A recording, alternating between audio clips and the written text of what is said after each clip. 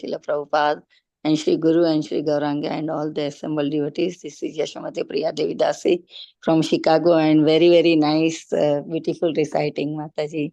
Thank you so much. Hare Krishna, Yashamati Mataji, Dhanvat Pranam, all glories to Srila Prabhupada. Thank you so much, Mataji, for joining every day, chanting so nicely and encouraging all of us. Welcome to the call, Mataji. Hare Krishna. Hare Krishna, Mataji. Nowadays I cannot chant too loud. My No, voice Mataji, and everything. your association itself is a lot of power, Mataji. You always continuously chant. The holy name is there with you always. That we can see, Mataji. Hare Krishna. Hare Krishna. Is there anybody who would like to introduce themselves? Hare Krishna, Vinita Mataji. All glories to Srila Prabhupada. Dandot pranams to you and to all the devotees on this call. This is Sumi from Chennai, India, Mataji. Hare Krishna, Sumi Mataji, Dhanvat Pranam, all glories to Srila Prabhupada. Thank you, Mataji, for joining every day from India and giving your association. Welcome to the call. Hare Krishna. Go ahead. Thank you, Mataji. Hare Krishna, Vinita Gandarvika Mataji. All glories to Srila Prabhupada and Guru Maharaj. My humble obeisances to you and assembled devotees. This is Param Pavani Shama Devi Dasi from Baltimore, Maryland. Hare Krishna. Hare Krishna, Param Bhavani, Shama Mataji, Dhanvat Pranam, all glories to Srila Prabhupada. Thank you, Mataji, for joining in the mid-morning call. I think I'm hearing for the first time you on the mid-morning call.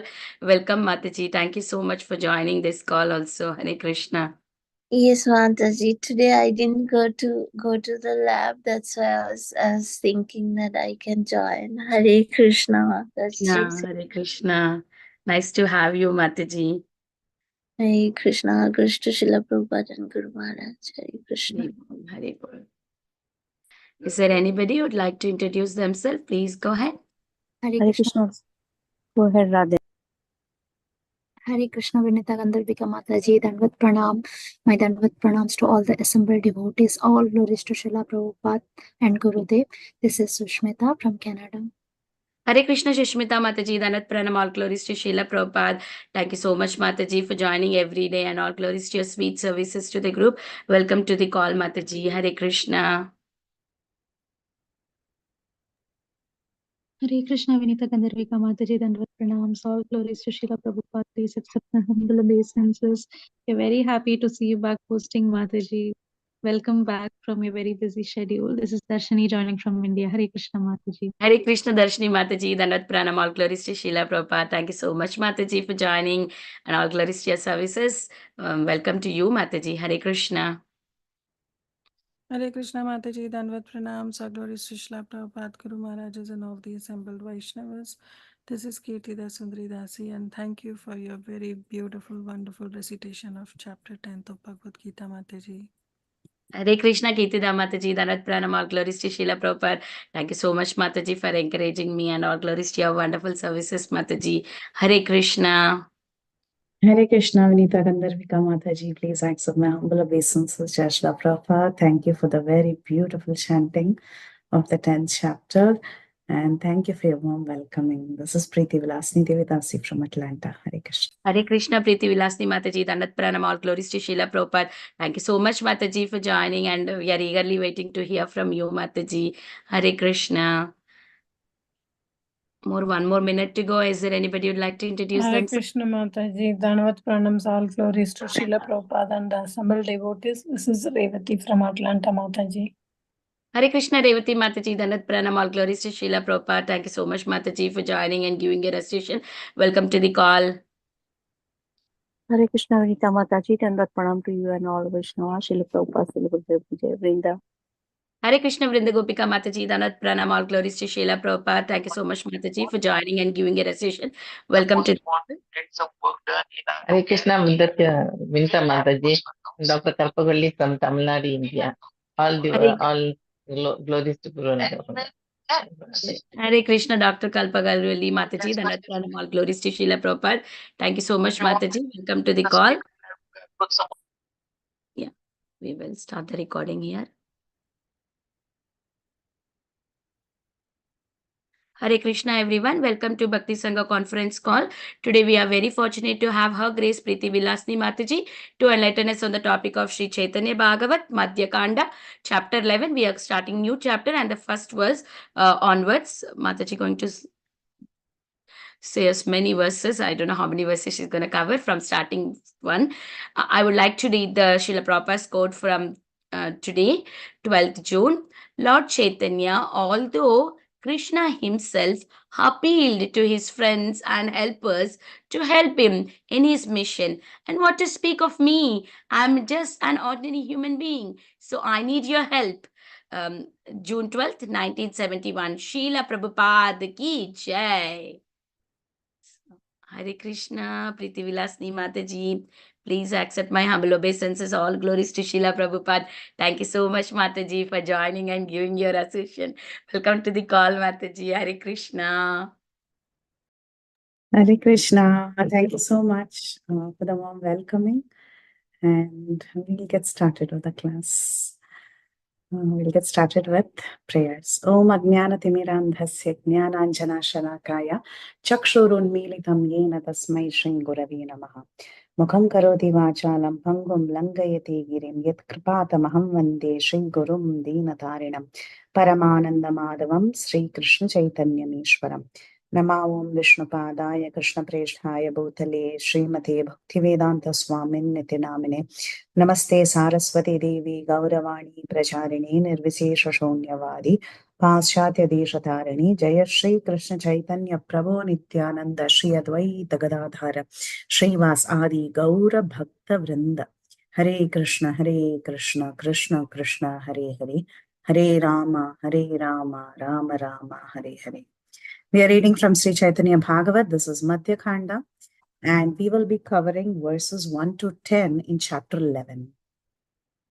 Ajanulambita bhujau kanakavadatau sankirtanaika pitarau kamalayadakshau vishwambharau dvijavarau yugadharma palau vande jagat priyakarau karunavatarau Jayati Jayati Deva Krishna Chaitanya Chandro Jayati Jayati Kirti Statsya Nitya Pavitra Jayati Jayati Bhritya Stasya Vishveshvamurte Jayati Jayati Nirtyam Tasya Sarva Priyanam.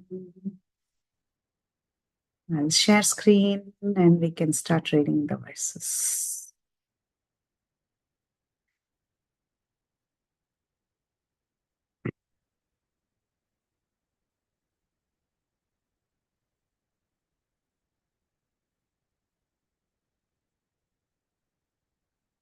Next one. Jaya Jaya Vishwambhara Dvija Kula Simha Jayatau Jaya Hau Torayata Charanira Bhringa. All glories to you, Lord Vishwambhara, the lion-like personality among the Brahmanas. All glories to your devotees who are just like bumblebees at your lotus feet. They are like Bhringa, bumblebees, at the Lord's Charana, at the Lord's lotus feet, all the devotees. Jaya Shri Paramananda Puri Rajivana Jaya Damodara Swarupera Pranadan. All glories to the life and soul of Paramananda Puri. All glories to the life and wealth of Damodar Swarup. It's interesting, Sri Chaitanya Mahaprabhu had different relationships with different devotees. With the Paramananda Puri and some other devotees like Sarvabhauma Bhattacharya, for example, and with Sarvabhauma Bhattacharya, with Prakashanand Saraswati, not Paramananda Puri actually, with Prakashanand Saraswati and Sarvabhauma Bhattacharya, he spoke a lot of Siddhanta. He spoke about the Upanishads, the Brahman, and so on. And with the devotees like Swarup Damodar and Ramananda Rai, he spoke about the ecstasies of Krishna Prema. He spoke about Radha Krishna Tattva. So he had different dealings with different devotees. And Sri Chaitanya Mahaprabhu was the life and soul of all these different devotees. Jaya Rupa Sanatana Priya Mahashaya, Jaya Jagadisha Gopinathira Hridaya. All glories to the beloved Lord of Rupa and Sanatan. All glories to the Lord who dwells in the heart of Jagadish and Gopinath. Lord Chaitanya Mahaprabhu, like we discussed, how he had a unique relationship with Sarvabhauma Bhattacharya and Prakashanand Saraswati versus the relationship he had with Ramananda Rai and Swarup Damodar. With Rupa and Sanatan, his unique relationship was, his discussions was all about writing scriptures and erecting temples. So all of them were very dear to Lord Chaitanya's heart. Each one, he had a unique relationship. They had different set of discussions that they would have. But all of them were very, very close to his heart. And he was constantly dwelling in the hearts of all these great devotees. Henamate Navadvipe Prabhu Vishwambhara Krida Kare Nahi Sarvanayana Gochara. In this way, Lord Vishwambhar enjoyed his pastimes in Navadvip, yet not everyone could see him. Navadvipe Madhya Khanda Kautuka Ananta Ghare Vasidhikaye Shrivas Bhagyavanta. And where would these pastimes happen? The pastimes in Navadvip described in the Madhya Khanda are unlimited. The fortunate Srivas saw them in his own house. So these unique pastimes of Sri Chaitanya Mahaprabhu that especially happened in Navadvip used to happen in the house of Srivas Thakur. And Srivas Thakur had the great fortune, he was Bhagyavanta, that he could see the Lord's pastimes in his own house. What a great fortune. Nikshapte Prabhure Sevi Lashini Vasa Ghoshti Sange Dheke Prabhura Mahaprakasha. Srinivas or Srivas served the Lord without any duplicity. Now here is the very important point. Nikshapte Prabhure Sevi Srinivasa. Srinivas served the Lord without any duplicity. For this reason, he and his family could see the Lord's Mahaprakash or divine manifestation. So when is Lord Mahaprakash visible? When the devotees are non-duplicitous. Srinivase Grare Nityanande Ravasati Bapa Bale Srinivase Koraya Piriti. Aharnisha Bhalya Bhave Bhahya Nahi Jane Niravadi Mali Nirakari Sthana Pane. Kabo nahi dhukta parashile matra ghaya ye saba achintya shakti malini dekaya. Now here is the last verse for today. No, not last verse for today. Sorry, it is 7 to 9. Okay. Listen to the translation attentively. Nityananda continued to reside at the house of Srivas and lovingly addressed him as father.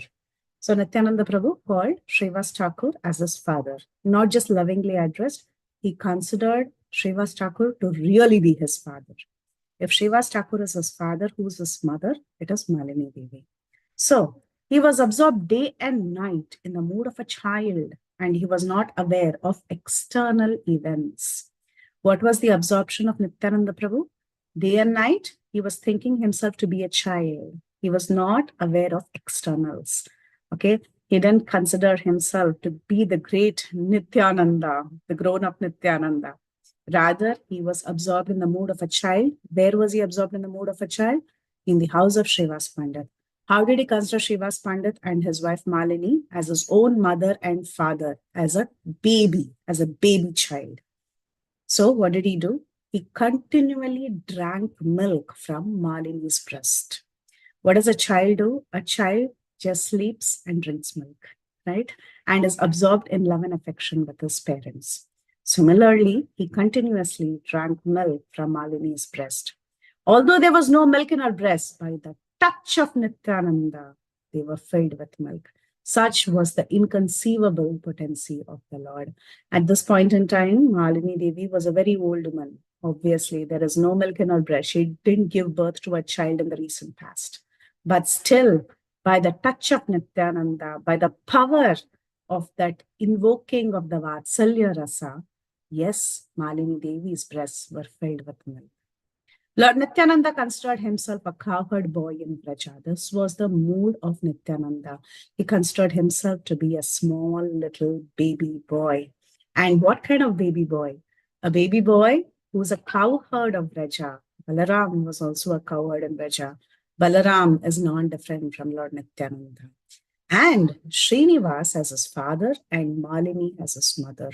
Considering Malini as an elderly gopi and himself as a cowherd boy, Nityananda enacted the pastime of drinking Malini's breast milk. Although there was no milk in the breast of Malini, when she saw that her breasts were filled with an abundance of milk for the pastimes of Nityananda, she became struck with wonder. This is the very, very, very, very intimate, confidential, and beautiful relationship between Malini Devi and Nityananda. And we're going to discuss about this in great detail and get more clarity on these pastimes. Last verse for today. Chaitanyera nivarane kare nahi kahe niravadi balya bhava malini dekhaye. What did Malini see? She saw balya bhava of Lord Nityananda. Being forbidden by Lord Chaitanya, Malini did not tell anyone about this, about what she saw, what was the relationship between Nityananda and herself. She was forbidden by Lord Chaitanya because Chaitanya Mahaprabhu was very afraid. What would the world think in one sense? Because not everybody understood the mood of Nityananda. Very few people understood who he was. Very few people understood the mood of Malini Devi. Being forbidden by Lord Chaitanya, Malini did not tell anyone about this. She constantly saw the Bhalya Bhav. She constantly saw the childhood pastimes of Lord Nityananda. Malini Devi, the wife of Srivas, always treated Nityananda Prabhu as her own son. These extraordinary pastimes were not disclosed to anyone by the order of Sriman Mahaprabhu. So it was Mahaprabhu's order. Please don't talk about this outside. People do not understand it easily. But what are we going to do? We are going to talk about it and try to understand it in the right mood. Okay, I will again screen share.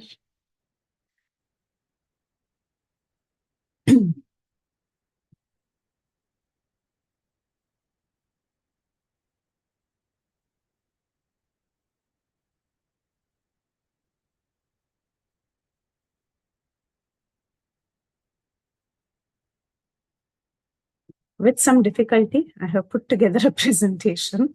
I hope it is useful for everybody and everybody is able to understand this pastime in the right light. This is Caitanya Bhagawat, Madhya Khanda, chapter 11, verses 1 to 10.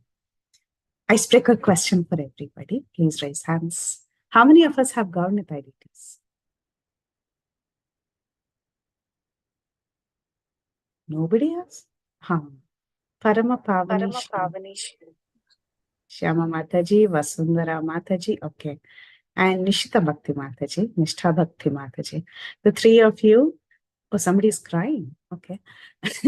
Even I don't have deities of Gaur-Nitai, so I know I'm also crying along with you. But let me ask these questions to these Matajis, these wonderful Matajis, Kirtida Sundari as well, who have Gaur-Nitai deities. Please answer one by one. Parama Pavani Mataji, when you feed your deities and when you bathe your deities, what is the reciprocation that you have? How do you see your deities, Mataji? Gaur-Nitai. Dear Mataji, please accept my humble obeisances. By Guru Maharaj's mercy, God Nitai came.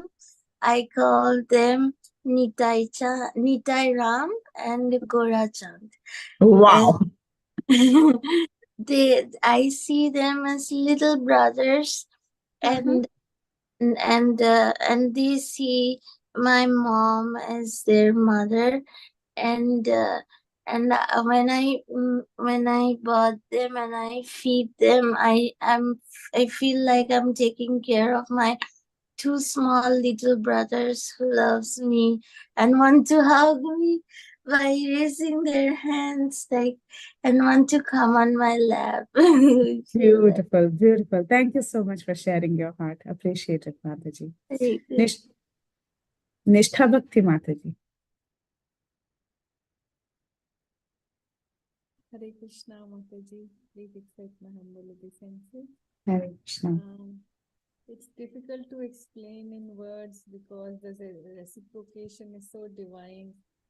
When you bathe the Lord, when you dress them, they smile back at you, and I feel that the entire Panch Tattva has come to my house by the mercy of Guru and Gaurang, and it is Navadvip. My house is converted into Navadvip Mandal, and the reciprocation is so strong that if I make anything special for them, they smile back at me, and if I dress them in the way they like it, and if I don't put even peacock feather or any of their favorite jewelry, then they don't want to be dressed in that way. So they reciprocate instantly, immediately, so that the jewelry piece might fall off, or they can even drop their flower if they are very happy.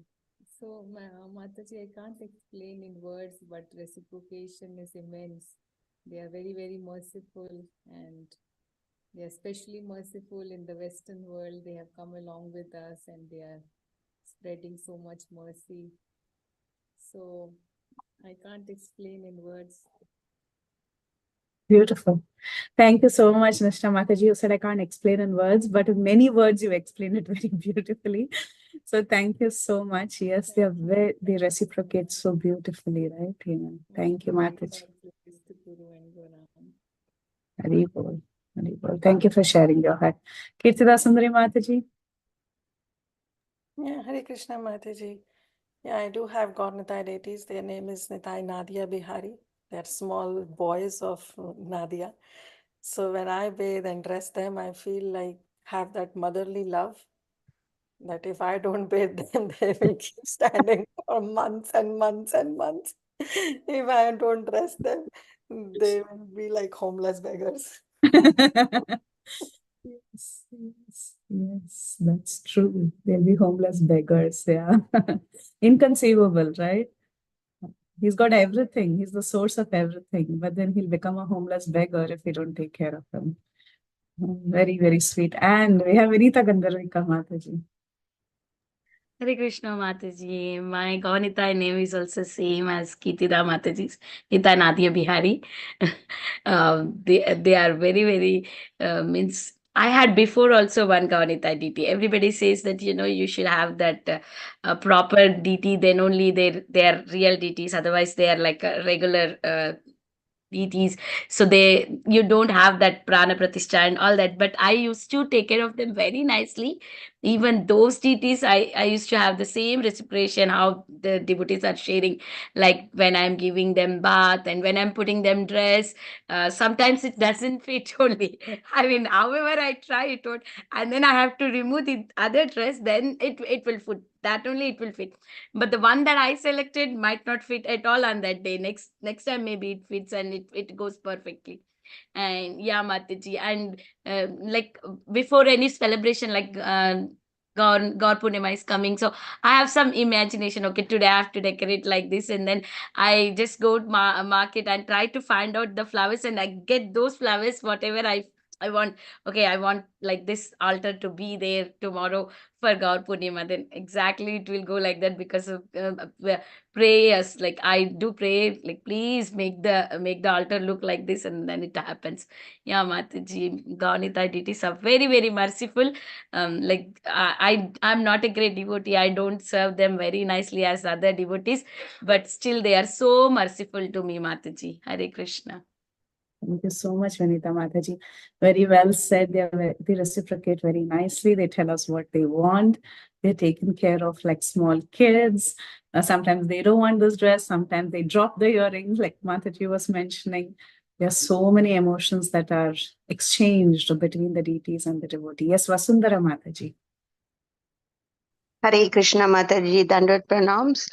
Nitai Gauranga came home in a very mystical kind of a situation at home. They were gifted to me by ISKCON, the temple of ISKCON itself.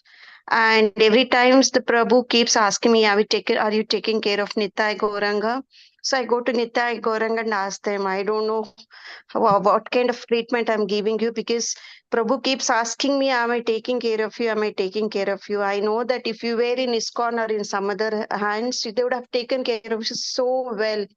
But I don't know how to take care of you, but I'll do my best. So whatever the kind of the gyan I have, I do that. Sometimes I keep changing the dresses in all fashionable kind of variety. I say that, okay, now today it's too warm and today is too cold, right? I keep changing the dresses based on my kind of feeling. So I tell them, hope you're also feeling the same way I'm feeling, right? And sometimes I bathe them in hot water, sometimes in warm water, sometimes in cold water based on the weather conditions. So I tell them, I know you're in the eternal world, but since you're landed up in my hands, so I need to go by my dynamics of understanding. So I feel, I know that they'll be laughing at me, but I dress up in kind of weird dresses, all stylish kind of outfits. I tell them, I know that in eternal world, definitely should be getting dressed up well. Otherwise, how will like people like us in the mundane world get such ideas, right? So obviously, you must also have been getting dressed up like that, right? I keep talking to them like this, and sometimes it would take time. I mean, only Ekadashi, every Ekadashi is what I bathe them completely and dress them up, Mataji. Not every day. So that also I've told them very clearly. See, I can't bathe you every day in, day out, and every day change your dress. Only every Ekadashi, I'll do it without fail for you. And I kept on asking Prabhuji's here in the temple. I don't know what Nityananda Prabhu and Chaitanya Mahaprabhu like, in terms of the food and all that stuff. So whenever the Prabhujis tell me these things, I'll try. I'll check out YouTube videos and I'll check out and then feed them. But one thing, Mataji, I need to say that I've seen in other Mataji's devotees' cases, they have set up beds also for Nitai Gauranga, but unfortunately, I have not. So, evening, I just go to them and say that, see, I don't know, I've not arranged for any beds for you, but I suppose you understand, right? You sleep. I'll not disturb you tonight. So, tomorrow morning, I'll wake you up. So, something's these kind of silly, stupid things, exchanges happen between me and Nitai and Gauranga. But when I bathe them, I really feel joyful when I touch their bodies. Honestly, Mataji, I really feel a great joy, the beautiful form of Nitai Gauranga. One hand is up and one hand is down. In my case, the deities have a different format of the hands. So I always tell them also, see, in other places and all, you guys have got your hands up, both of them. So easy to get the dresses for you. But in my case, you've landed up in a different format. How do I get the dress stitched in one hand up and one hand down, right? And somehow, by His grace, I'm able to get dresses fitting them, one hand up and one hand down. Like in Mayapur Mataji, Nityananda Prabhu's one hand up and one hand down. Similar is both Chaitanya Mahaprabhu and Nityananda Prabhu. Somehow they've been really, really merciful. But I need to say honestly, at least in this devotees forum, I'm not a great, person to have taken care of them so well. And I really, really apologize profusely in this forum. Please, please, please forgive this wretched soul. I'm not been able to take care of you so well like all other devotees do. Whatever the Very gyan good. I have, I'm doing it. That's all. Not beyond that. Thank you, Thanks for the Mataji. opportunity, and hope this cry of mine would reach Nitai and Gauranga, and they would definitely excuse me and my all offenses in treating them and worshipping them, Matajis. Thank Very you, Hare good. Very Krishna. good. Thank you, Vasundhara Mataji, for telling us about you like to cook what he likes. You like to provide him with what he likes. And you're constantly thinking whether this will suit him, that will suit him, this water will be okay, this dress will be okay. Thank you for that meditation. And Karpagavalli Mataji. Mataji, Hare Krishna Dandavat Mataji. I also got Nitya deities Mataji from Visakhapatnam temple, ISKCON temple. Puji gave me, and through my brother I got these deities, and every Ekadasis I used to give the abhishekam for both of them, and I dressed them, both of them. I got dresses from that ISKCON temple only, and I contact them, and if the dresses are old means I stick with them, and then new dresses I used to wear. For Janmashtami and all, I try to put new dresses, Mataji, and both of them I'll put little ornaments, Mataji, little chain, and like that, and I will talk to them while bathing. I'll talk to them. Then I will chant Hare Krishna Mahamantra while chanting them. Thank you, Mataji. Thank you. Are doing good for my family, Mataji. Thank you. Thank you. Hare Krishna, thank you. So we see a constant meditation on how you want to address them, how you want to take care of them. That is so beautiful.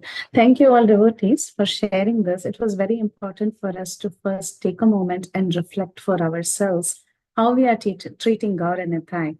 If we can really meditate on what we do on a day-to-day basis, it will not be very difficult to understand these 10 verses, the relationship between Malini Devi and Sri Nityananda Prabhu. As much as the deities in our homes are very dear to us, they are like our children, and we have so much affection for them. They may be like our little brothers or little children, or just somebody who's dependent on us. We constantly take care of them. We constantly think about them. We are worried about how they're going to eat. We are worried about how they're going to be dressed. We are worried about what if they become beggars, right? So that is the mood of every single devotee. And Malini is also not an exception. So keeping this in mind, let's get into this rasa of pure Vatsalya, where the mother wants to constantly take care of the child, like how Malini constantly wants to take care of Nityananda, and Nityananda was absorbed in the mood of a child, and he would drink milk from Malini's breast, just like how a little baby would be completely dependent on the mother, latch on to the mother and drink milk from her breast. Here is a very beautiful story of Anasuya Devi. So the story goes like this. The story is mentioned in different Puranas. It is there in the Markandeya Purana, Brahmanda Purana. Prabhupada says in one of the purports, the story is there in Brahmanda Purana. It is also there in Shiva Purana. In many of the Puranas, the glories of Anasuya Devi is mentioned. Asuya means envy. Anasuya means one who does not have any envy.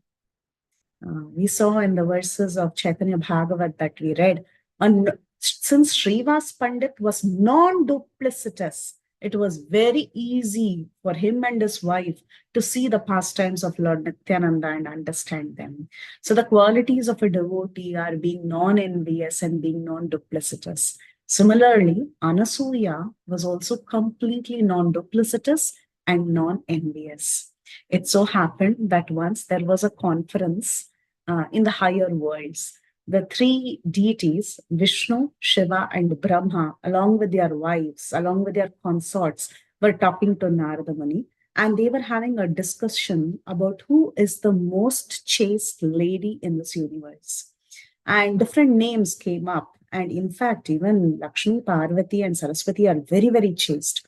But still, in that assembly, the glories of Mother Anasuya were sung. And Narada Muni was glorifying her to a great extent. The three devas, that is, you have Brahma, Vishnu, and Shiva, the three of them, they wanted to actually come and test, in one sense, Anasuya Devi to see how chaste she was, what a great devotee she was. So what they did was they came up with a unique test for Anasuya. They came in the form of mendicants, and they told Anasuya, my dear mother, we are very, very hungry, and we have been taken up a long fast. We have taken up a long fast, and it's time for us to break this fast. But however, there is a condition for us to break this fast. The person who's serving us should serve us without clothes. They wanted to see how chaste Anasuya is. And Anasuya, the kind of brilliant woman she was and the kind of chastity that she upheld, she came up with a beautiful idea. She converted the three into little babies, like you see in this picture. And without clothes, according to some Puranas, she directly breastfed the three boys, who are Brahma, Vishnu, and Shiva. So these three little boys, according to some retellings, that they were breastfed. According to some others, she served them prasad. Okay.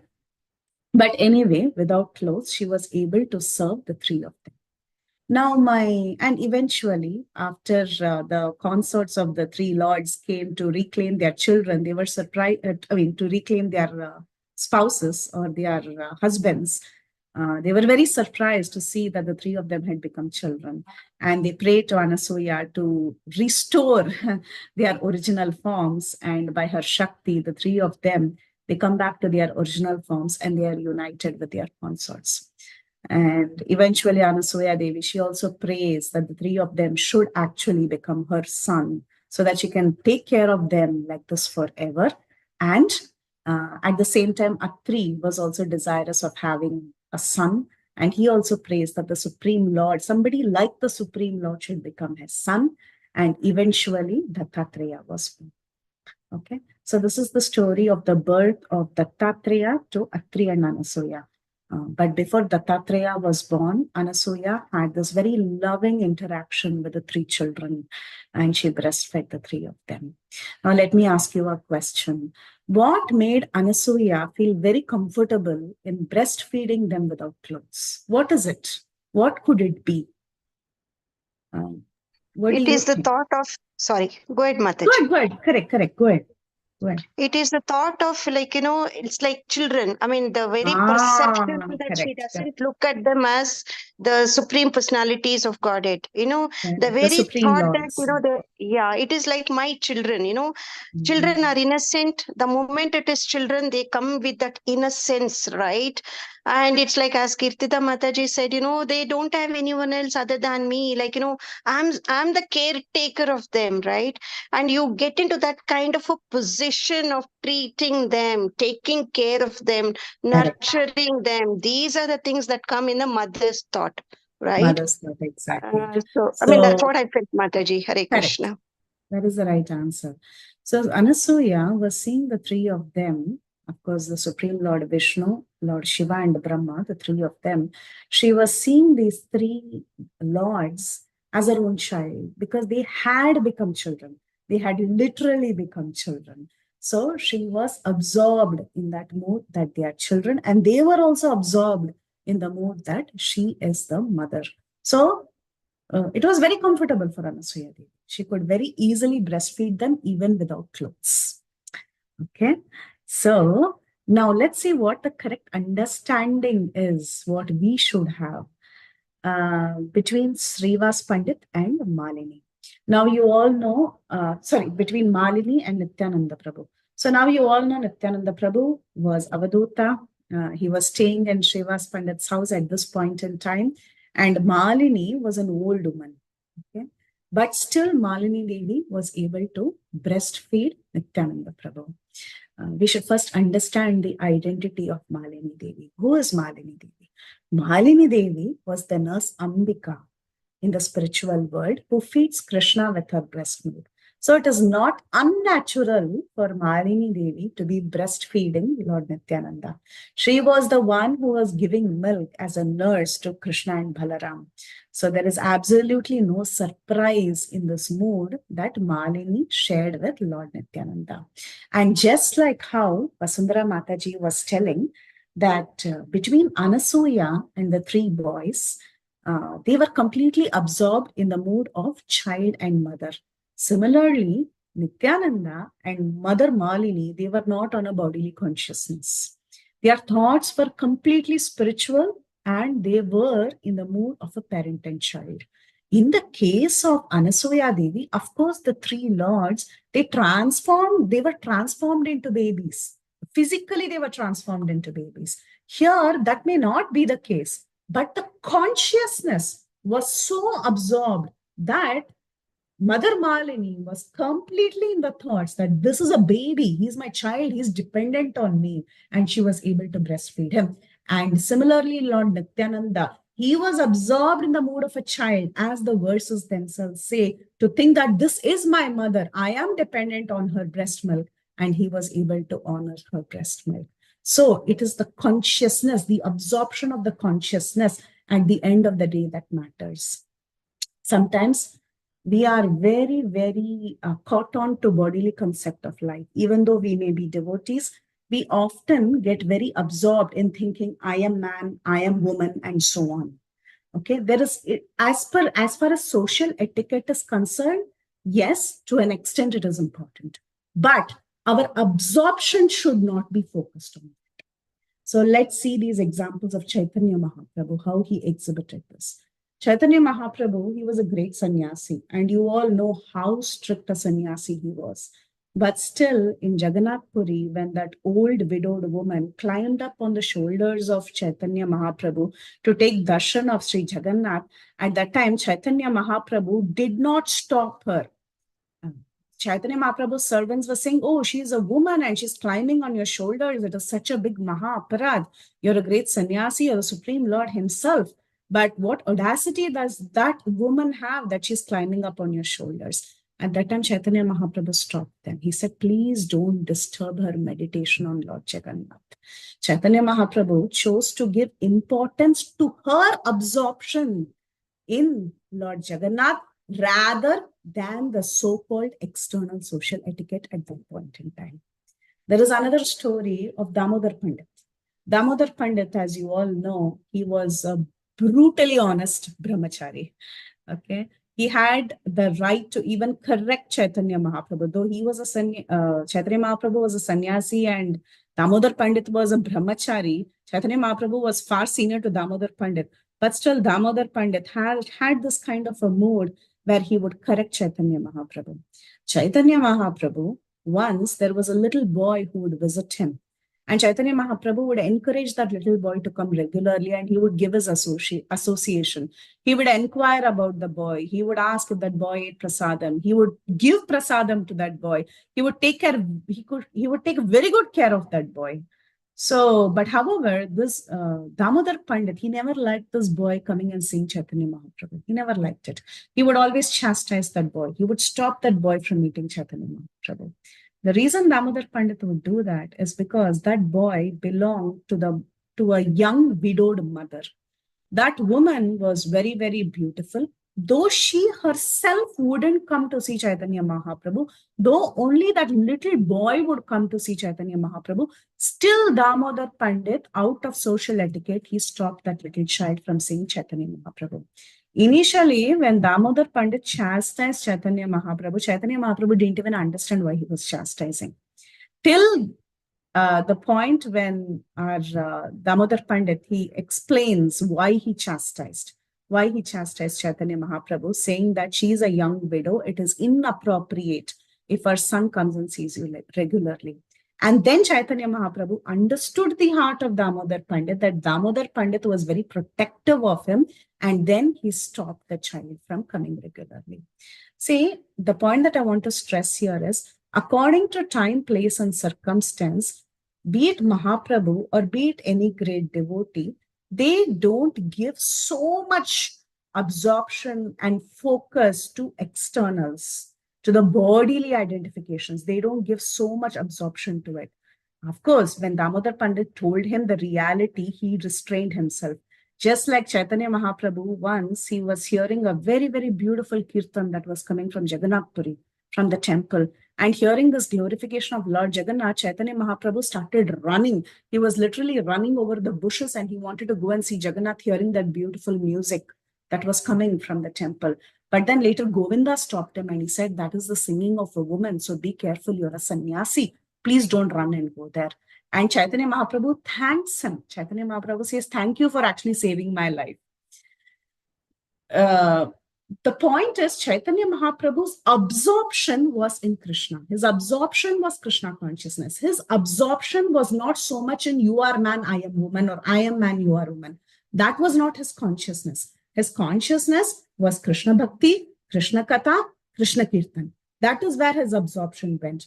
So sometimes that absorption will take over the external social etiquette, and this is highly appreciated. So that is the point I wanted to stress. In the case of Malini and Nityananda, one may get very judgmental. Arey, what is this? What is this? He's a grown-up man. This is an old lady. What is all this? One may think like that. But one should understand and appreciate the kind of absorption that they had. There is the story of the Brahmana who was doing Sandhya Vandana. This is a moral story for everyone to understand how you should not get too absorbed in externals and give value to the internals. So there was this Brahmana who do Sandhya Vandan very regular. He was very attached to the Sandhya Vandana. He was not attached to Krishna. Rather, his attachment was just to the process of Sandhya Vandana. The story is often told in the Sri Vaishnava Sampradaya that when Lord Ranganath goes on the streets, he's taken on a palki, the Utsav deities, they're taken on a palki almost every day and they go on the streets. And while Lord Ranganath is going on the streets, there are different people who come out of their houses. They offer fruit plates, arati, and so on. So Lord Ranganath, very slowly, he goes through that ceremony of going on the streets. He waits, he stops at one home, he accepts all the fruits and the arati. Then he goes to the next home, again he accepts all the fruit and arati. Like that, he walks very slowly. So it so happened that Lord Ranganath was carried on this palki, and the devotees, they stopped at this Brahmana's house. This Brahmana was so absorbed in offering the arghya during Sandhya Vandana that knowing that the Lord is at his doorstep, even after knowing that, he did not come out of the house to receive the Lord. Okay, why? Because his absorption was in the ritual. I have to finish this ritual. This is more important and I can even keep the Lord waiting. Lord Ranganath apparently told his servants, it's okay, please move on. I don't want to wait at this person's house. And they went to the next house. There was another devotee. What was that devotee doing? Inside the house, he was serving other Vaishnavas. Other Vaishnavas had come for eating prasadam, and he was so absorbed in serving them. At that time, Lord Ranganath told his servants, please wait here only. Let him finish serving Vaishnavas. I want to give him darshan. I'm ready to wait for hours together till he comes in. Because Lord Ranganath understood the consciousness of the first person and the second person. The first person in the previous house, his absorption and his consciousness was, I want to do Sandhya Vandana. Sandhya Vandana is of prime importance. He was giving only importance to the externals. The second person also did not come out. He did not leave everything and come and receive Lord Ranganath. But still Lord Ranganath understood his mood. This devotee is really, really special. He's absorbed in serving Vaishnavas. So I should wait for getting the darshan of such a devotee. Oftentimes, Bhakti Siddhanta Saraswati, he says, right, you should behave in such a way that Krishna wants to see you. That was the behavior of the second devotee. So a truly learned person is one who sees equality in everything. Vidyavanaya sampanne brahmane gavihastini shuni chaiva shvapakecha pandita samadarshina. That is a real devotee who doesn't focus so much and gets so absorbed in externals and forgets what really should be focused on, which is Krishna consciousness. So the point here is what we learn is that social etiquette is very important. Of course, a sannyasi's etiquette is very important. A brahmachari's etiquette is very important. A woman should behave like a woman. A man will behave like a man. At the same time, there is a warning. Overly attached to bodily identification is also detrimental. If you're so absorbed in bodily identification, if you see a mere child, a 5-year-old child, a 6-year-old child, thinking that they are having a lusty relationship, that is very detrimental to our consciousness, because our consciousness becomes fully absorbed, not in Krishna, rather it is absorbed in distinguishing and discerning between male and female bodies. And that is not the principle of devotion. Principle in devotion is to give respect to all living entities. So the relationship between Malini and Lord Nityananda as a mother and child, we should understand, was purely on a spiritual platform, and that cannot be seen down upon, or that cannot be judged inappropriately.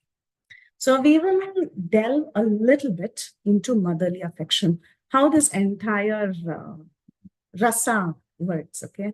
The relationship between a mother and a child on a spiritual platform. Malini Devi, at this point in time, she was very old.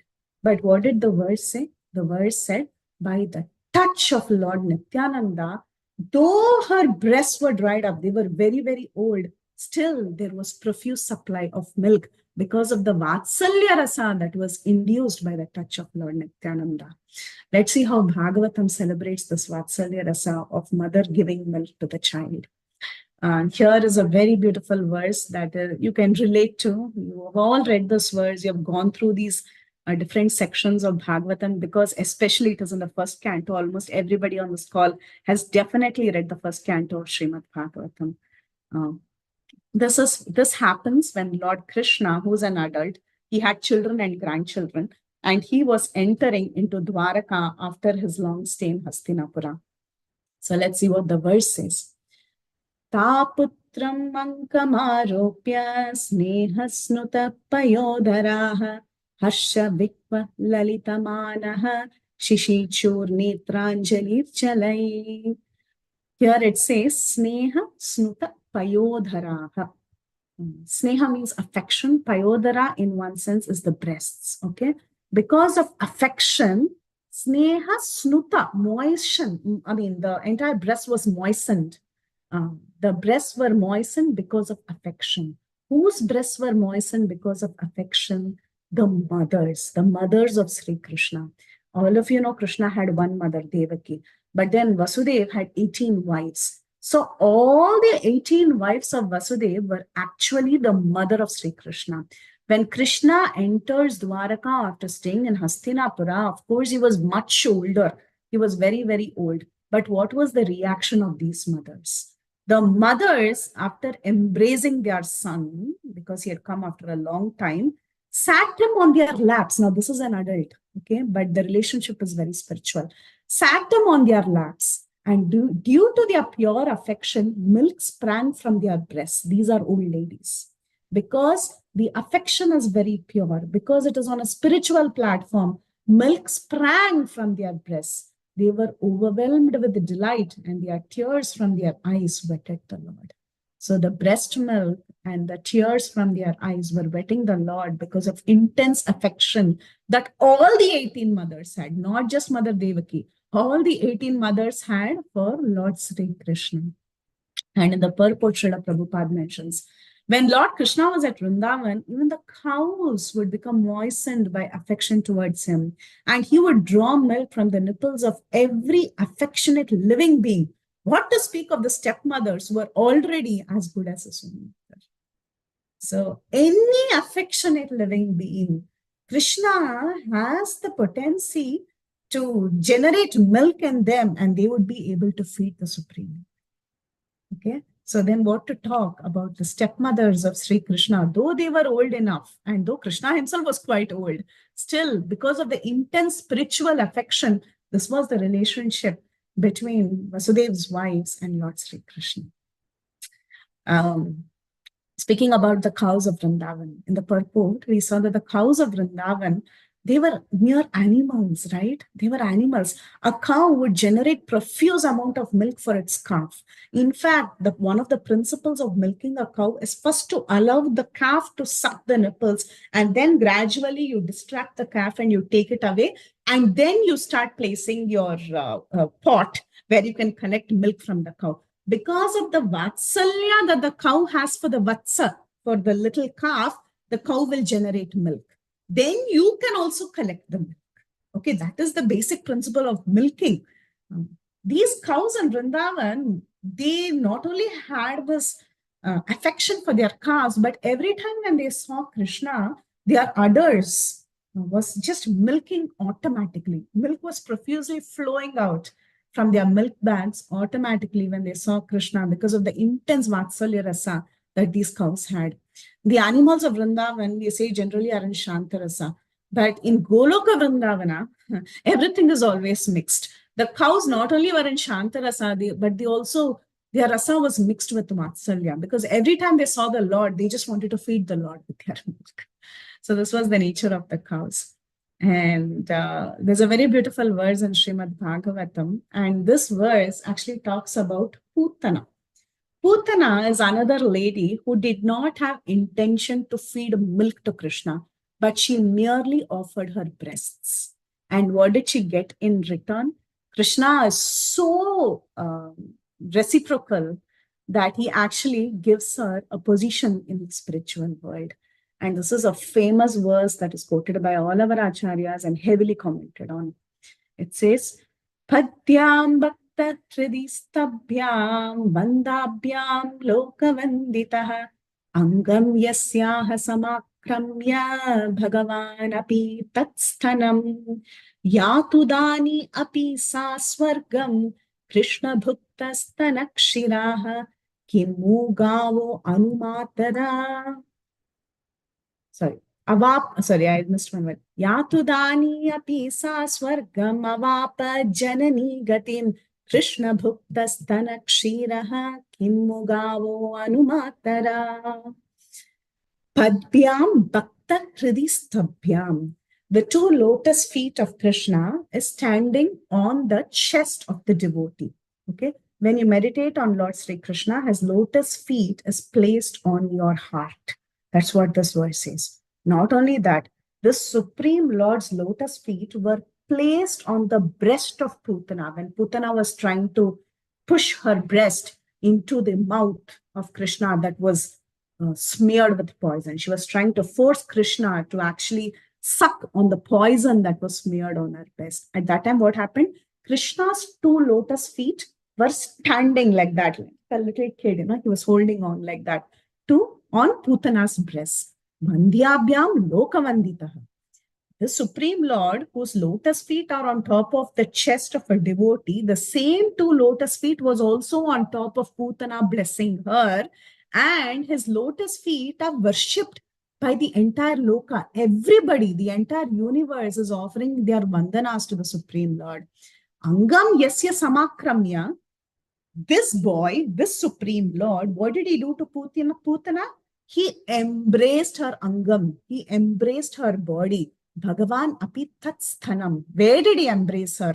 Around her breasts. Okay, very lovingly, placing his feet, kicking her on the breast. He embraced her. He embraced her breasts.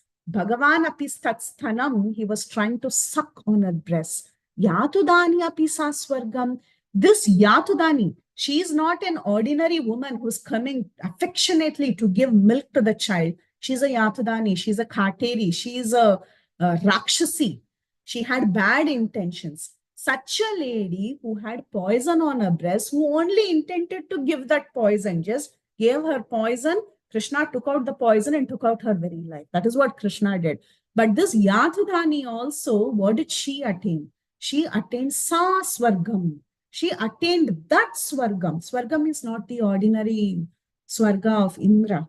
Okay, Swarga can mean different things depending on context. Swarga means that resplendent world that is the highest goal that one chooses to attain to be very happy. That is Swarga. But here Swarga means Swargam avapa janani gatim. The Swarga where the jananis of Krishna go. That is Goloka Vrindavan. Janani means mother. So where does Krishna's mother go? Krishna's mother goes to Goloka Vrindavan. So this Putana also, she gets the same gati. She also gets the same place. Krishna bhukta sthanakshiraha kimhu gavo anumatara.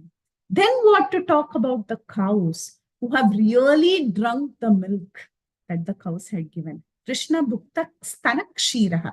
Sthana is the breast and Shira's milk. So from the cow's breast, the kshira or the milk that has come, Krishna has very lovingly accepted. Then what to talk about these cows? What great gati did the cows attain? So there's a very beautiful shloka that talks about the greatness and the sweetness of Krishna and the greatness of the devotees of Krishna, like the cows of Vrindavan. And what to talk about the cows of Vrindavan? Even a Yatudani. She was an imitator. She did not desire to even give milk. She only wanted to give poison. Even to that lady gets the position of a nurse. Of course, she is immersed in Aishwarya Sukha. She's not like any other nurse like Ambika or Kilimbika who were breastfeeding the Lord in the spiritual world. She's not equal to them. She is immersed in Aishwarya Sukha, but she gets a similar location like the rest of the nurses. That's all. But still, Krishna is so merciful. He's given her even that gati. So this is the greatness of the devotees who serve Krishna in that pure Vatsalya rasa like the cows. when we talk about devotees who have served Krishna and so much Vatsalya, of course, the greatest of all the Vatsalya devotees is Mother Yashoda. So how was Mother Yashoda then? How was she having this relationship with Krishna? Kridantam sasutam balair ativelam sahagrajam Yashodajo with Krishnam putra snehasnutastani. Krishna and Balaram, they used to be very, very attached to their play. So whenever they would go out to play, they would never come home. They would be absorbed in their play like any other boy. All these boys and girls in this time and age, everybody, they like to go out and play. And how many ever times you call them, they don't want to come back home. Although it was very late, these boys would never come home. Therefore, first Mother Rohini would try to go and call them. Okay. The first attempt would always be by Mother Rohini. Mother Rohini would go and try to call them, but these boys would never listen. They would never come. Then Mother Rohini would send Yashoda. Now, these boys had much more affection to Yashoda, and Yashoda had much more love for the two boys than Mother Rohini. So when Mother Yashoda would call them for lunch, how would Mother Yashoda be? Because of her ecstatic love and affection for both Krishna and Balaram, milk flowed from her breast. She had so much affection. Milk flowing from the breast is a very common thing that is mentioned in Bhagavatam in many places, if you see. Sometimes it is awkward to hear for some people, but we should understand on the spiritual platform, this is an expression of intense Vatsalya Rasa. When the Vatsalya Rasa intensifies, automatically, when one is on a spiritual platform, automatically milk will flow from the breast, indicating how much love this mother has for the child. In Nectar of Devotion, Srila Rupa Goswami, he mentions, when Krishna comes back after playing with the cowherd boys in Vrindavan, he would go to the forest of Vrindavan, he would go play, he would herd the cows. And in the evening, when he would come back home, at that time, Mother Yashoda would bathe him with her milk, meaning she had a profuse flow of milk out of intense Vatsalya Rasa that would actually drench him. Usually when a boy, after coming back from play, he's filled with dirt from top to bottom, the mother takes him and gives him a good shower. She pulls him, she puts him under the shower and she cleans him up and she brings him, a little boy. But Yashoda, she didn't use water to clean up the boy. Because of her intense Vatsalya Rasa, just the milk flowing from her breast actually showered the entire boy. This is what Nectar of Devotion says. And Nectar of Devotion says that sometimes when Mother Yashoda would feel that intense separation from Krishna, when Krishna would go to herd cows in the forests of Vrindavan, at that time, she would be so separated from Krishna, she would become so anxious that the milk would reach its boiling point in the breasts. You can imagine. This is how Nectar of Devotion describes. I mean, I don't know if anybody's milk would reach boiling point when they are feeding the child. But because of the intense anxiety that she had in separation from Krishna, the milk flowing from her breast even reached boiling point. This is how Srila Rupa Goswami describes the intense Vatsalya Rasa that Mother Yashoda had. And one may ask, okay, Mother Yashoda, yes, she was the most fortunate one. She was Mahabhaga. She was able to feed Krishna and express her intense Vatsalya Rasa. But then what about Mother Devaki? Did she also have the fortune of breastfeeding Krishna? The answer is yes, she did have the fortune of breastfeeding Krishna. And when did this happen? This happened actually just before Krishna went across the other side of Yamuna. He was taken to the other side of Yamuna to Gokul by Nanda Maharaj. By Vasudev. Vasudev, when understanding that Kamsa would come any time to kill the child, he carries the child in a basket and he walks across river Yamuna and he goes and places the child in the bed of Yashoda and he takes the girl child that Yashoda had given birth to and he brings back the girl child. You all know the story. But then there is a secret that is revealed by the Acharyas. Before Krishna actually goes on to the other side of the banks of the river Yamuna, Devaki, for 1 minute, she requests Vasudeva and she breastfeeds her child because she feels that this little baby was just born. As soon as the baby is born, many of you must have the experience. As soon as the baby is born, the baby is hungry and the nurse comes and tells, please feed your child. So immediately the mother feeds the child. That breast milk, as soon as the baby is born, is very, very important for the child. So Devaki did not forget that. She breastfed her child and she was thinking, my child will be thirsty as he's crossing the river Yamuna with his father. So she breastfeeds the child and then sends the child. This was the great fortune. She had one opportunity, not like Mother Yashoda, where Mother Yashoda had multiple opportunities in a day, but Devaki had that one opportunity. However, Devaki, she was feeling very bad that maybe she didn't have this opportunity to serve her other babies. She wanted to see her other babies that were killed by Kamsa. She was in intense distress, but at one point in time, when Devaki had become old and when Krishna and Balaram were also old enough, at that time she calls Krishna and she asks Krishna, my dear son, I heard that you and Balaram brought back the son of your spiritual master from Yamapuri. Similarly, I would also like to see my 6 dead children. So can you please bring them back? So when she made this request to Krishna and Balaram, they go to Sutala Loka. When they had to retrieve the son of their spiritual master, they went to Yamapuri. This time, they knew the exact location where these 6 sons were actually present at that point in time. So Krishna and Balaram, they go to Sutala Loka. And who is the king of Sutala Loka? It is Bali Maharaj. So Bali Maharaj was there. And Krishna and Balaram, they go there and they request for these 6 boys. These 6 boys were originally the son of Marichi. Marichi was a great sage, born of Brahma. But unfortunately, the 6 sons of Marichi once laughed at Brahma because of his inappropriate behavior. Brahma once had an inappropriate behavior towards his own daughter, and seeing that, the 6 sons of Marichi, who were technically the grandsons of Brahma, were laughing at him. So they were cursed to become the sons of Daityas. So our acharyas say that they had multiple births as sons of different Daityas. According to some acharyas, they were in one kalpa, they were sons of Hiranyakashipu, and then they became sons of Kalanemi. And later they were cursed that they would be killed by their own father. So that Kalanemi was reborn as Kamsa, and that Kamsa actually kills these 6 sons. According to other acharyas, they were relatives of Hiranyakashipu and sons of Kalanemi. According to other acharyas, they were born to Hiranyakashipu in one kalpa, and then later they went through multiple births in the womb of many, many demons, and finally they took birth as Kalanemi's sons, and then later they took birth in the womb of Mother Devaki, and they were killed by Kalanemi, who was not different from Kamsa. So these 6 sons were now in Sutala Loka, in the land of the Daityas, and Krishna and Balaram, they went and they meet Bali Maharaj. Bali Maharaj welcomes them with proper Argya, Patra, Achimaniya, and so on. And finally, Krishna makes this request.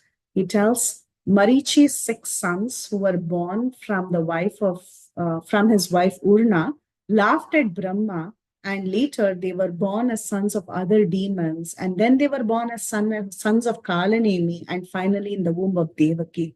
So please return these 6 sons back, because my mother Devaki wants to see these 6 sons. Bali Maharaj immediately agrees, and he sends these 6 sons along with Krishna and Balaram. Now, how was the expression of Devaki at this point in time? It's a very beautiful verse. Again, you see the same sentence, Putra Sneha Snutastani, just like the previous verse. So the same expression between mother and child. Tandrishtva balakan devi putra sneha snutastani parisvajjanakam aropya murtni ajigrahat abhikshanasa. So, seeing these Balakas, seeing these little boys, Devi is actually the goddess Devaki, because of intense sneha, intense putra sneha, her sthani, her breasts were filled with milk. They became wet. Putra sneha snutasnani. And what did she do? She smelled their heads and she took them on her lap with a lot of love. In translation, when she saw her lost children, goddess Devaki felt so much affection for them that milk flowed from her breast. She embraced them and took them to her lap, smelling their heads again and again. Now, this verse, the next verse, actually tells us how the milk was generated for Devaki. At this point in time, again, Devaki was also very old, right? Just like how Mother Malini is very, very old, and suddenly milk started coming because of the intense mercy of Lord Nityananda and Sri Caitanya Mahaprabhu. Their inconceivable glories, because of their inconceivable mercy and their glories, suddenly profuse amount of milk was present in Mother Malini. Similarly, you see this verse also talks about how Mother Devaki had this profuse supply of milk in her breast. It says, Apayayat sthanam prita sutasparsha parishnutam mohita mayaya vishnu yaya srishti pravartate. Lovingly, she let her sons drink from her breast, which became wet with milk just by their touch. Suta sparsha. Because of the child, they were babies. They were again brought back as babies. And because of these little fingers that were just touching the mother's breast, immediately Vatsalya Rasa was generated in the heart of Devaki, and there was a profuse supply of milk. How did this happen? Just like how nobody knows how for Mother Malini there was an intense supply of milk, similarly here it is mentioned, lovingly she let her sons drink from her breast, which became wet with milk just by their touch. She was entranced by the same illusory energy of Lord Vishnu that initiates the creation of the universe. So Krishna's Srishti Shakti. And here Jiva Goswami says, Srishti Shakti means not that creation energy that is responsible for creating this universe and all that. Not that Srishti Shakti. Rather, the Srishti Shakti of Leela. Leelas of Krishna also has Srishti Shakti of the Lord. So you see here the purport Srila Prabhupada mentions. In the opinion of Srila Jiva Goswami, the word Srishti can or here also refer to the creative process by which Lord Vishnu's Yoga Maya arranges the settings and situations of his pastimes. There is indeed no question of Mother Devaki being affected by material aspect of Maya. So it is completely spiritual, this relationship between the mother and the child. And when it is induced, when that Vatsalya Rasa is induced, immediately there is a profuse supply of milk even for an old woman. And then what happened? By drinking her nectarian milk, which was the remnants that Krishna himself had previously drunk, which I told. Actually, Devaki had the opportunity to feed Krishna, which means her breasts, if she's getting breast milk again, that is the remnants of what Krishna had left, right? So these children, the Shadgarbha, they drank the nectarian milk, not ordinary milk. It is nectarian milk. First class milk. Why is it nectarian milk? Because it is the Uchishta of the Supreme Lord. It is the remnants of what Krishna himself had previously drunk. So the 6 sons, they touched the transcendental body of Narayana. They actually got the opportunity to touch that breast of Mother Devaki, right? Indirectly, they got the opportunity to touch the body of the Supreme Lord because the Supreme Lord had touched that breast and he had taken milk from that breast. And this contact awakened them to their original identities. They bowed down to Govinda. They assumed their original identities. They bowed down to Govinda who was standing there. They bowed down to Devaki, their father Vasudev, Balaram, and then everyone looked on. They went on to the abode of the demigods. They got reinstated into their position. So, the purport. Lord Krishna remained as an infant with Devaki and Vasudev only for a very short time. First, the Lord appeared before them in his four-armed form as Vishnu, and after that, they offered prayers, and he changed himself into an apparently ordinary infant for their pleasure. But to save Krishna from suffering his brother's fate, Vasudev at once removed him from Kamsa's prison. Just before Vasudev took him away, Mother Devaki suckled Krishna once so that he would not feel thirsty during his long trip to Nanda's Praja. Thus we learn from this commentary of Srila Vishwanath Chakravarti Thakur. So this is what we get from the commentaries, that these 6 children, they were very, very fortunate because they tasted the Uchishta that was left by the Lord, and they had direct contact of the Supreme Lord because they contacted Devaki's breast milk. And of course, they also had direct contact because they were seeing the Lord now face to face. That is also true. Okay. So this is the glory of Vatsalya Rasa. Vatsalya Rasa is very, very pure, especially when we are talking about the Supreme Lord and his parents. It is completely on a spiritual platform. It is nothing to be seen like what we see in this mundane material world. Pure Vatsalya Rasa of Malini Devi is highly celebrated. These Vatsalya Rasas and all the other Rasas, they spring from Prema. And where is this Prema? It is there within the devotee's heart. That Prema is there in the heart of a devotee like Malini. And it arises in the devotee, the Prema arises in the heart of a devotee because of Krishna's inherent affection for his devotees. Krishna has so much affection for his devotees, so that Prema is generated in the heart. And because that Prema is there in the heart, this beautiful Rasa of Vatsalya is blossomed. And there is a constant competition between the Lord and his devotee to please each other. Just like we see in Damodar Leela also, there is a beautiful description of Mother Yashoda, the kind of sari she was wearing. She was wearing a flax sari that was yellow in color, saffronish yellow in color, and she was feeding her child, and her breasts were completely wet. And there was a transcendental competition between the milk and Krishna's sucking power. So Krishna was drinking the milk, and Mother Yashoda's breasts were profusely filled with milk. So there's a transcendental competition in this beautiful Vatsalya Rasa between the devotee and the Lord, trying to please each other. So that is the glory of Mother Malini and her mode. What about Lord Nityananda? Nityananda is a great personality. We all know Lord Nityananda is Avaduta Shiromani. He's Avaduta. He's not a person who would give full focus to bodily concept of life. He was such an innocent. He was such an innocent person. He was like a kid. He was like a child. He would go with Haridas Thakur from door to door, and he didn't even care to see who this person was. He would even convert drunkards.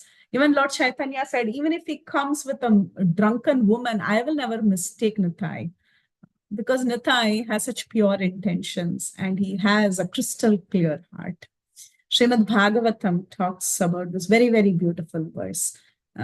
It's very important. It's a very instructive verse for everybody. This verse says, Shri Shuka Vacha Dharma Vyatikramo Drishta Ishwaranam Cha Sahasam Tejiyasam na doshaya vahne sarvo bhujoyata. This verse was spoken when Krishna performed Rasa Leela. When Krishna performed Rasa Leela, Parikshit Maharaj also had similar questions. He's such a great personality. Isn't he setting a wrong example for the entire world? Why did Parikshit Maharaj have that question? Not that Parikshit doubted Krishna. No. He asked this question because in the future, everyone will doubt Krishna. So on behalf of the entire world, Parikshit asked this question. At that time, Sri Shukadev Goswami, the answer given was, the status of powerful controllers is not harmed by any apparently or audacious transgression of morality we may see in them, for they are just like fire, which devours everything fed into it and remains unpolluted.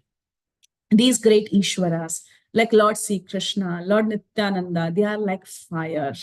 The apparently audacious transgression of morality we may see in them, okay, we should not judge them. Oh, they are transgressing morality. There is no way we can see them like that. They are like fire. They are always pure. Fire devours everything, but it remains always unpolluted. Similar is the grace of such great personalities, like Lord Nityananda. Chaitanya Mahaprabhu himself, these are the words of Chaitanya Mahaprabhu. We'll conclude with the words of Sri Chaitanya Mahaprabhu about Lord Nityananda. He says, fire can consume everything and it can remove all impurities, all dirt, but the fire is not affected by that. In the same way, even if Nityananda Prabhu transgresses the religion of sannyas, pay attention, transgresses the religion of sannyas, he has no fault. He's higher than any rules and regulations. All rules and regulations, all prohibitions exist for conditioned souls who live in illusory environment, and they are not for the Lord. If somebody criticizes Sri Nityananda Prabhu for his behavior, not knowing who he is, they will suffer birth after birth. This is directly there in Caitanya Bhagawat. Chaitanya Mahaprabhu continues, Sri Nityananda Prabhu possesses all supreme qualification. If you have little fortune, you can never understand him. It takes great fortune to understand him. To understand Nityananda, it takes very, very great fortune.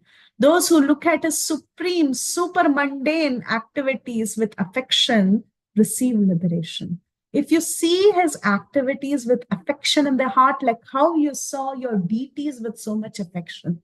In the beginning, when this icebreaker was happening, everybody, what was it that they were expressing? They were expressing the affection they have for Gauranitai, the intense affection. This feeding, bathing, all this is only an expression of the affection. If you can see his supra-mundane activities with affection, then one can receive liberation. Otherwise, you're not very fortunate. Nityananda Prabhu appears in this world to save fallen souls, and all Jiva souls receive liberation by his mercy. His behavior is above any Vedic regulations. Indeed, who is capable of understanding Nitai? These are the words of Chaitanya Mahaprabhu. So let's keep these words of Chaitanya Mahaprabhu in our hearts. Let's imbibe it in our hearts, and let's see the further pastimes of Nitai. To conclude, Mahaprabhu said, who has the capacity to understand Lord Nityananda? If someone criticizes Nityananda, not understanding anything, their attainment of devotion to Vishnu will be obstructed. O Brahman, go quickly to Navadvip and explain all this to everyone.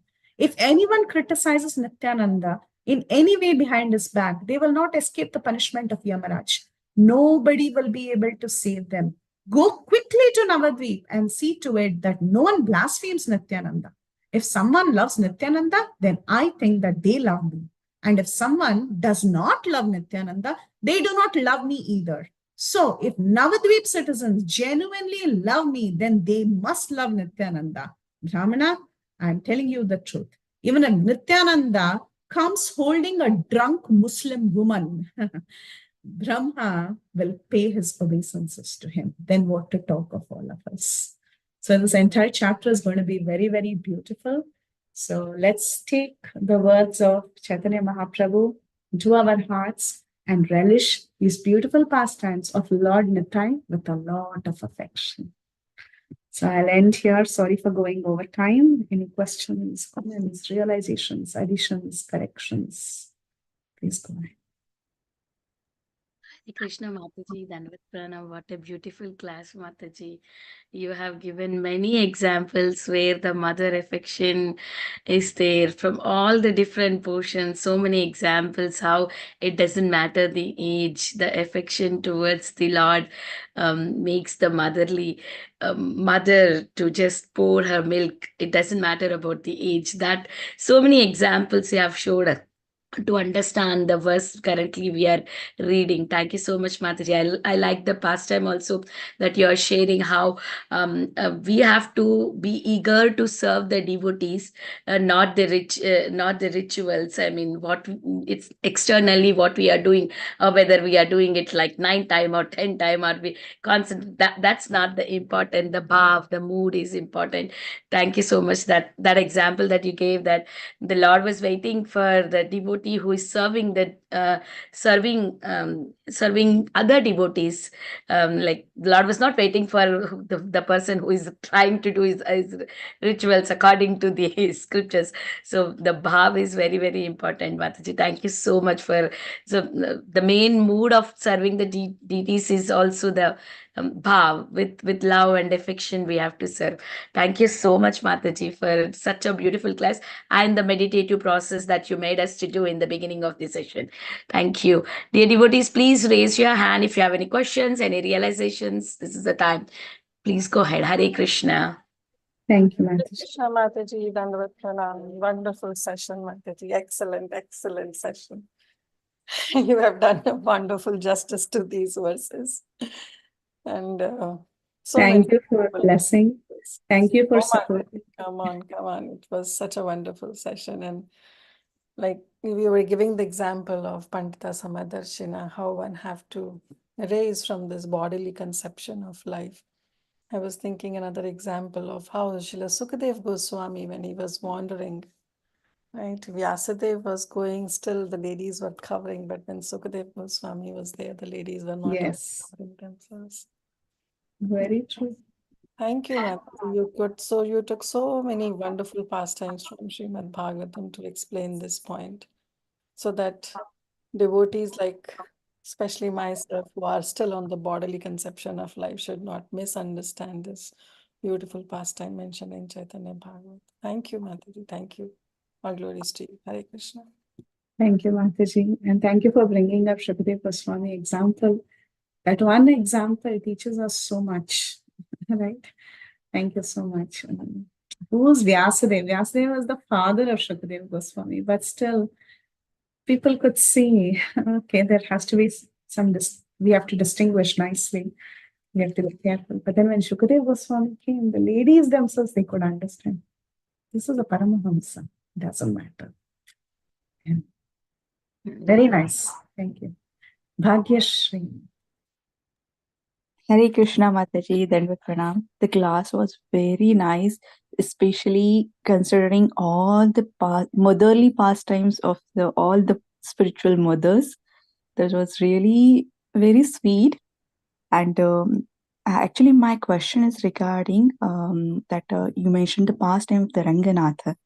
That when one devotee was engaged in this ritualistic service and one devotee was engaged in the Vaishnava service. So what pleased Lord was the Vaishnava service. My question is, like we all are into the like institutional practice of this sadhana bhakti or Vaidhi bhakti. So many of time in our mind is always that ritual thing is there, that we have to do this on this time, Gayatri should be performed at 12, like this, so many things are there. So how being a practitioner we can understand the urgency or a need of the devotion at that time? Very nice question. Oftentimes we all have this conflict, right?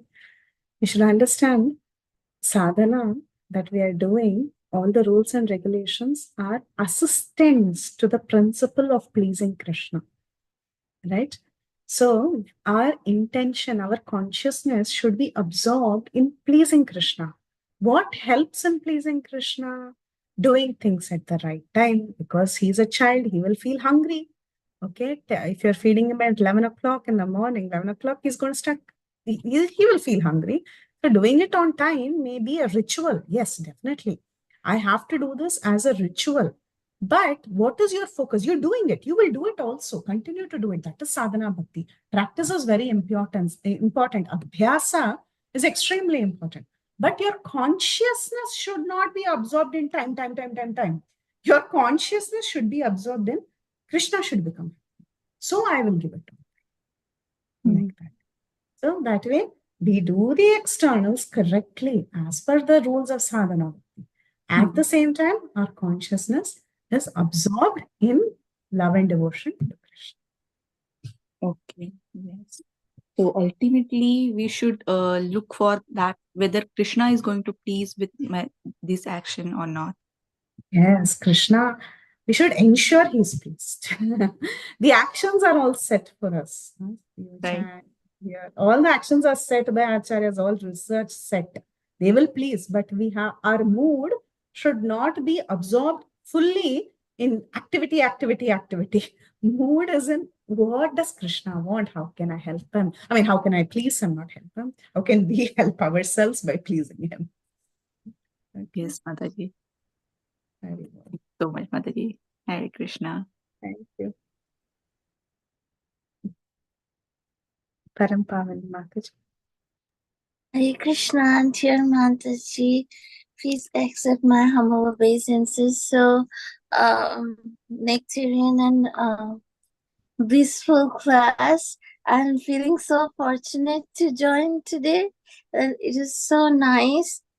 Mataji, I have a question that as you mentioned in the story of Kanakadas, that he is so ritual conscious as other Matajis is also mentioning. Mataji, I was thinking like when I do all the rituals, in time, wake up early in the morning, finish chanting, and then do cooking and all those things, then I develop some pride, and next day all my schedule messed up because Krishna wanted to teach me, this is all because of my mercy.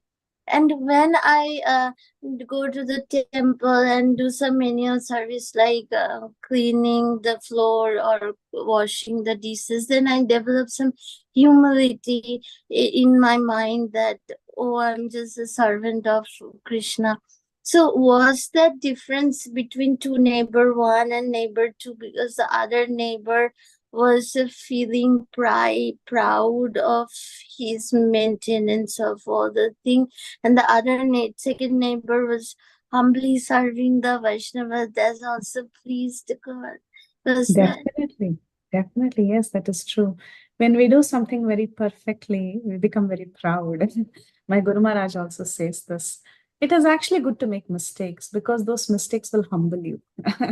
You don't have to be perfect in everything. Guru Maharaj says that we all make mistakes and we may not be perfect sadhakas, but then there is an opportunity for us to humble ourselves, realizing who we are. I mean, this is all our capacity is. Like you said, whatever we are doing, it is possible only by the mercy of Krishna. Even me getting up or chanting or doing anything is possible only by the mercy of Krishna. So ultimately, what did I do? So that's a beautiful consciousness. Yes, very nice, Mataji. Thank you, Thank you for adding. Hare Krishna. I love the way you say all the motherly, all the point, Mother Anushuya and Mother Devaki, Mother Yashodas, and also Putana, the stories. I'm first time joining the call, and I'm feeling so fortunate. I wish I could join every day, and you keep talking and keep listening and keep listening. Hare Krishna. Thank you, Mataji. Bless all of us. Thank you so much. Thank you. Dandavat Pranam Mataji. Prabhuji, before you speak, I want to apologize. Today I said, I don't know, maybe because you came on the call, I said, Langayate Girim. And I opened my eyes and I saw Praladanandas.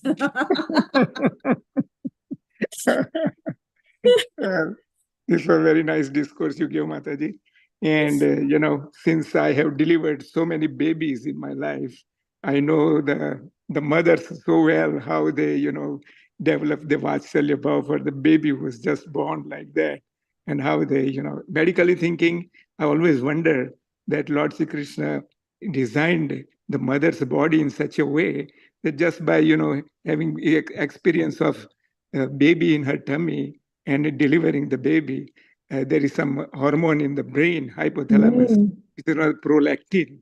And this prolactin comes into action and converts the blood into milk, which is such a great wonder, Okay, we all have body and we drink water and it's converted into urine. We know all that, okay? But this is such a miraculous food which the baby gets from the mother, and with all the antibodies and all equipment, along with the love for the mother. Any great man, I have come across many, they always refer to their mother for their success and all that. So mother's debt is incomparable in our life. So this whole shastra is giving us so much importance to the mother's milk. And nowadays, I don't know, but many mothers do not feed their babies, which is very unfortunate, actually, medically and spiritually, like both, like that. So this was very nice discourse, and I really loved all the examples you gave from different parts of the scriptures, like that. So thank you very much, Mataji. Haribol.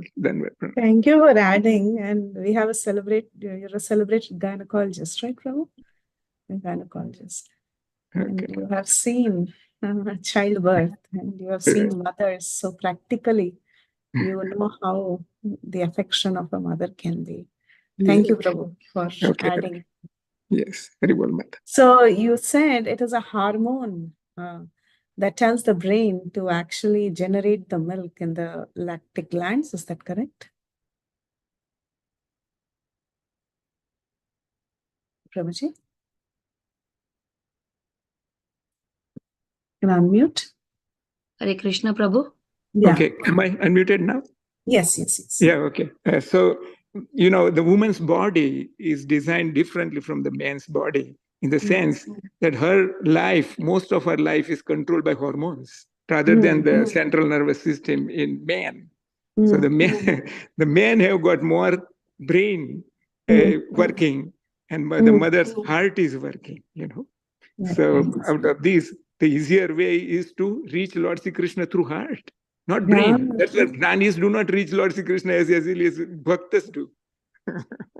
So this is how it is so nice that, and I consider spiritually a woman is more fortunate than a man in reaching Lord Sri Krishna. Although we see here that Mother Kayadu did not catch Narad as good as Prahlad Maharaj. But a woman has two types of bhava.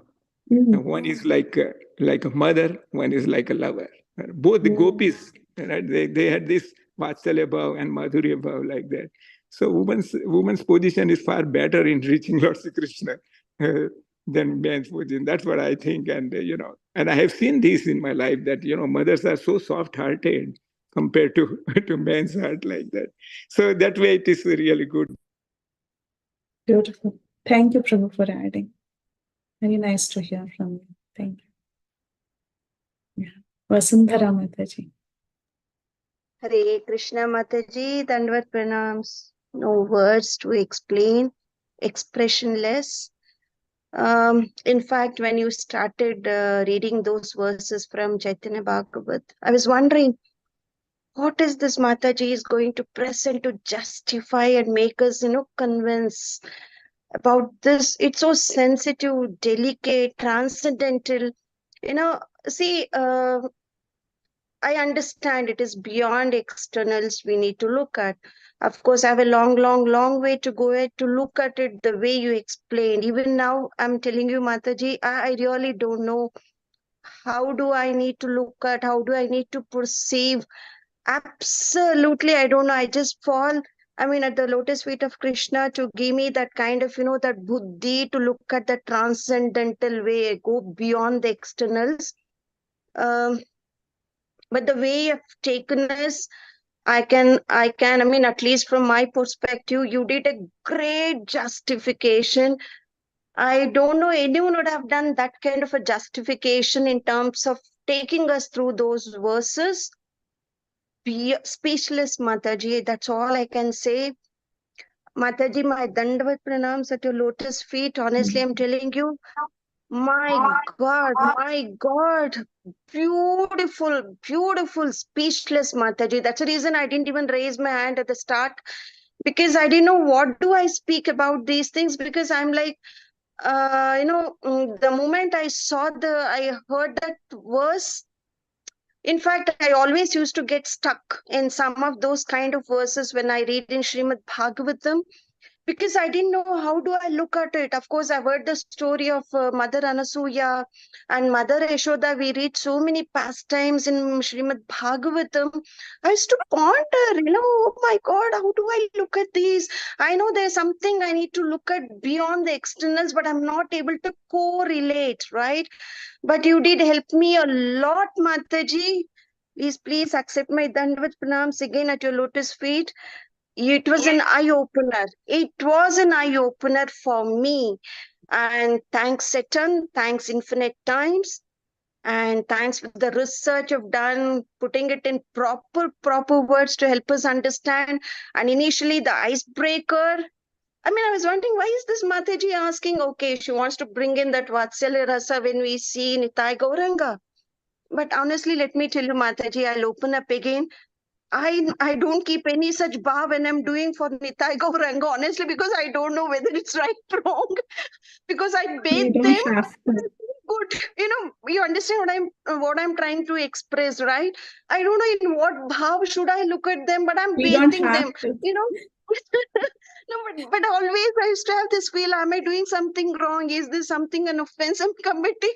I don't know anything. I used to just pray to Srila Prabhupada. Srila Prabhupada, you have given these deities to me under my care. So I'm taking care of them. How I'm So, taking care, I don't know. Only you should give me that krupa so that I do it without any bhav. I mean, I don't know, but now I think I have a way now. Thank you so much.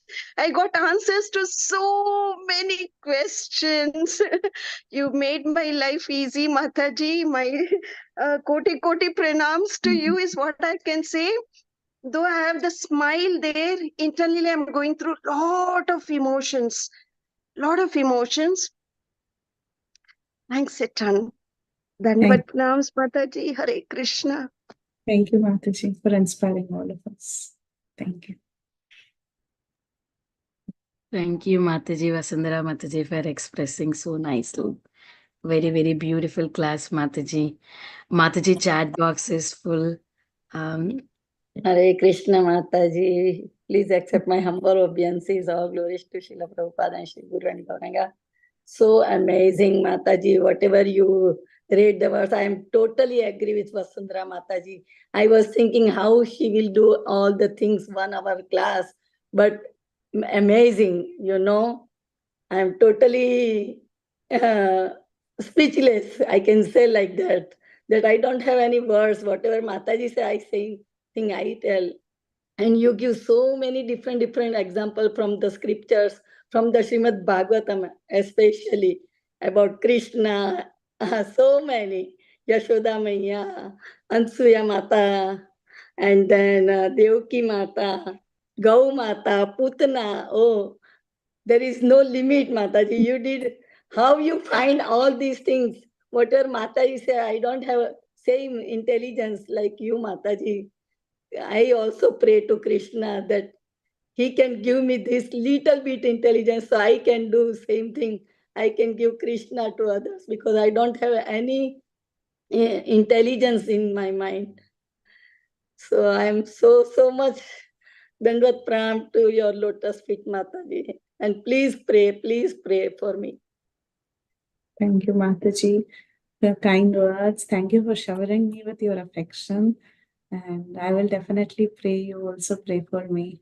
We will all pray for Mataji, I told you, you all are coming from, I don't know, from Krishna sent you to enlighten me like me, to all of us. So it's very wonderful, Mataji. So nice. Thank you, Mataji.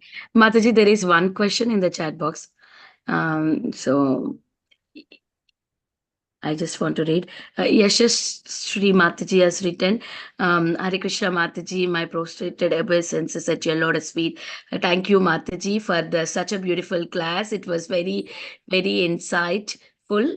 I'm hearing you for the first time. It's divine to hear you. It was so blissful, very grateful to you.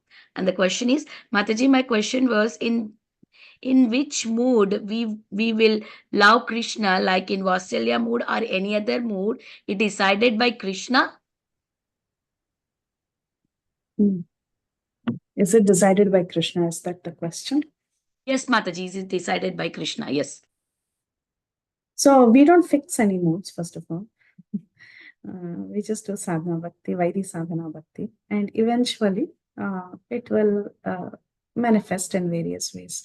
So we don't decide, I want to serve in this mode, that mode. We don't do anything. We just serve Krishna, that's all. That's the first thing. Our constitutional position, it's a good debate. Okay. There are two versions. One is, yes, it is originally instilled by the Supreme Lord himself. That's how it's a constitutional position of the soul, meaning it is there. But then it is awakened by Guru. Okay. So it is always there.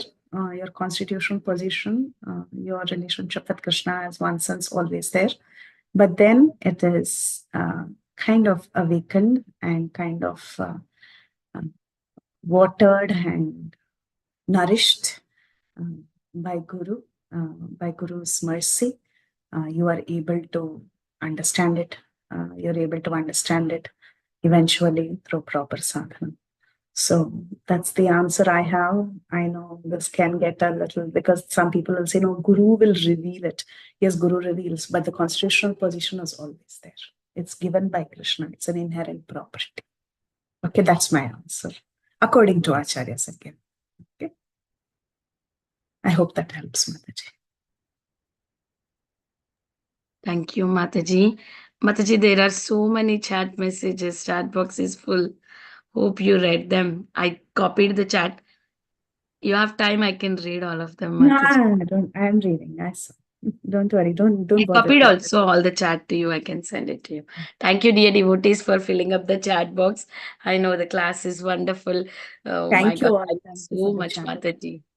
Thank you. Very, very grateful to you, Mataji. We crossed already the time. Sorry.